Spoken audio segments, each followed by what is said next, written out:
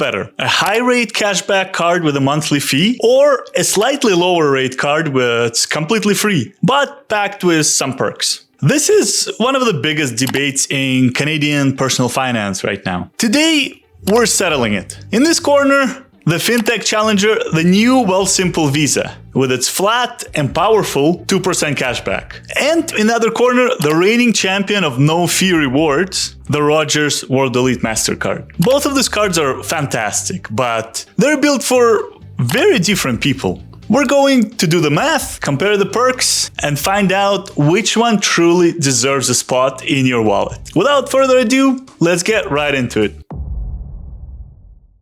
Let's talk about the core of any credit card, the cashback. The Wealthsimple card gives you a flat 2% cashback on everything. 2%. In 2025, it's pretty good, but it's not necessarily mind-blowing. It's just underwhelming for something so overhyped with a $10 monthly fee. But wait, you're gonna say. They give you the option to scrap the annual fee. And you're absolutely right, they do. But to get the fee waived, you need to either have $100,000 in assets invested with them, or you have to set up your paycheck of at least $4,000 a month to be directly deposited into a Wealthsimple account. Let's be real for a second. If you have a large investment portfolio and are already with Wealthsimple, I guess it's not too bad. It's almost a no-brainer, you could say. However, a truly free card shouldn't have strings like that. The cool factor starts to fade when you realize the best features are locked in a VIP room that most people can't get into, or they have to pay the fee.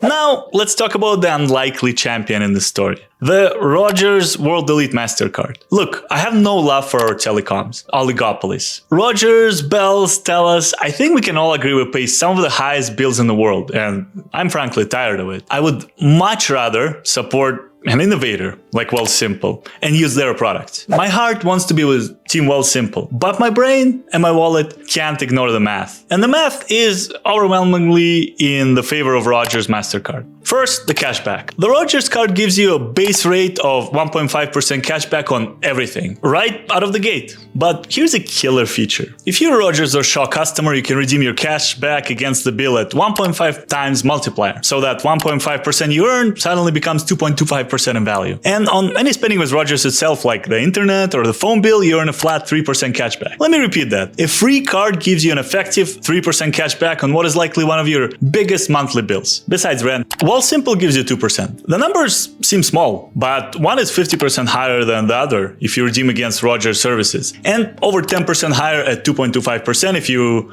are a Rogers customer and you redeem against any transaction. In my opinion, that's a lot of money. Then there is insurance. The Rogers card comes with a robust travel insurance and package. Emergency, medical, trip interruption, car rental insurance, all the good stuff. With the Wealthsimple card, the insurance is, well, basically non-existent, especially when it comes to traveling in emergencies. And if that wasn't enough, the Rogers card gives you a complimentary membership to Mastercard Travel Pass by Dragon Pass, which gets you in the airport lounges. Yes, of course, you still have to pay for the entry, but getting that membership on a completely free card is an amazing perk, which could usually cost you around $99. And the best part, the Rogers World Elite Mastercard had an annual fee of $0. It has the same personal and household income requirements as the Wealthsimple card, and no conditions on top of that. You don't need the $100,000 in assets, you don't need to move your paycheck, you just apply and get it.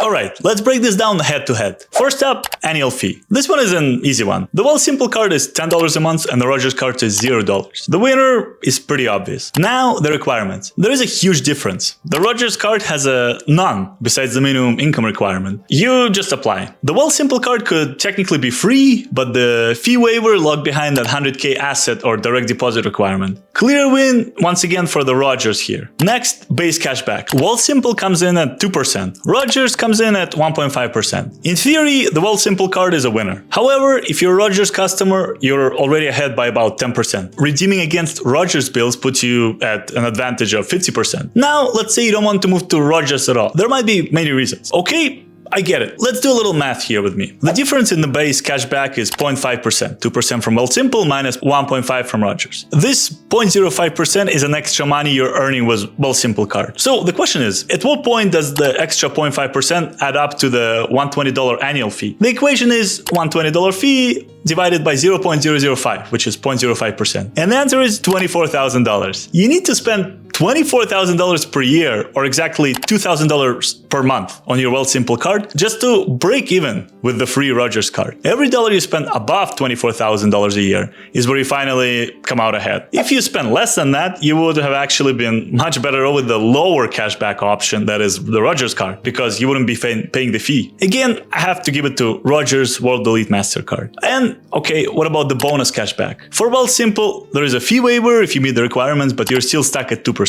For Rogers, you get an effective 3% cashback on your Rogers and shop bills with no special status needed. Another big win for Rogers, in my opinion. Okay, there is one win for Wealthsimple: foreign exchange fees. They have none, which is a fantastic perk. Rogers has a standard 2.5% fee. So if you travel a lot and shop on international sites, and I mean a lot, then it's a win for Wealthsimple. Finally, let's bundle insurance and lounge access. The Wealthsimple card offers next to nothing besides the standard loss, theft, and damage insurance, as well as the phone insurance. The Rogers card gives you the comprehensive travel insurance package and a complimentary lounge membership. It's not even a contest. Another massive win for Rogers, unfortunately. As I said, I hate these oligopolies, but what do you do? Okay, pausing here for just a second. If you're finding this side-by-side comparison helpful and you appreciate the deep dive into the numbers, do me a quick favor and hit that like button and subscribe so you don't miss out on more honest reviews like this one. It seriously helps the channel get discovered by more people. Alright, thank you so much for that. I really appreciate it. Now let's get to the final verdict. When you lay it all out, the picture is painfully clear. Wealthsimple built a beautiful card. They hyped it up, they made it feel exclusive and cool, but the product relies on a brand image here, rather than substance. It feels like they're trying to leverage their cool factor to get you to accept a mathematically inferior product, which is sad. The Rogers card, from a company that many of us love to hate, simply blows it out of the water on almost every single meaningful metric to a Canadian user. Cashback, insurance, and perks. And it does it for free, with no strings attached. So why do I think Wealthsimple card is garbage? Not because it's a terrible card in a vacuum. A $120 card with no foreign exchange fees with 2% cashback is pretty good. In fact, it's better than a lot of cards that the big banks offer. It's garbage because it's a bad value proposition. It's a product that lives on a hype and gets crushed by a competition. My heart really wants to support the innovator, but I can't endorse a product when there is a better, freer alternative available, even if it comes from a telecom giant. Now, before we wrap up, I want to give you one last pro tip. If you decide to apply for a card like Rogers World Elite, for example, don't just go to their website directly. There are websites out there like Great Canadian Rebates, where you can actually get a cashback bonus for just signing up and getting approved for certain credit cards. For example, as of filming this, they have a $50 cashback offer for the Rogers card. You can register with my referral link down in the description below, find the Rogers Mastercard on their website, click through their link, apply, get approved, and that $50 gets sent to your GCR account very shortly after. I use them pretty often when applying for credit cards and have never had any issues. Each credit card has its own rules, but they're very straightforward. Not only do you end up with an amazing credit card, but you also get a little extra cash in your pocket, which never hurts in my opinion. If you haven't seen the full video review explaining what Great Canadian Rebates is and how to use it, you can find it on my channel. I'll leave it in the description, and a card should be popping up on the screen right about now. So, what do you think? Am I being too harsh, or do you agree? Let me know in the comments down below. I'd love to hear your take. And if the review has helped you make a smarter decision with your money, do me a favor and hit that like button and subscribe for more honest takes on personal finance in Canada. Thank you for watching, and I'll see you in the next one. Take care. Bye.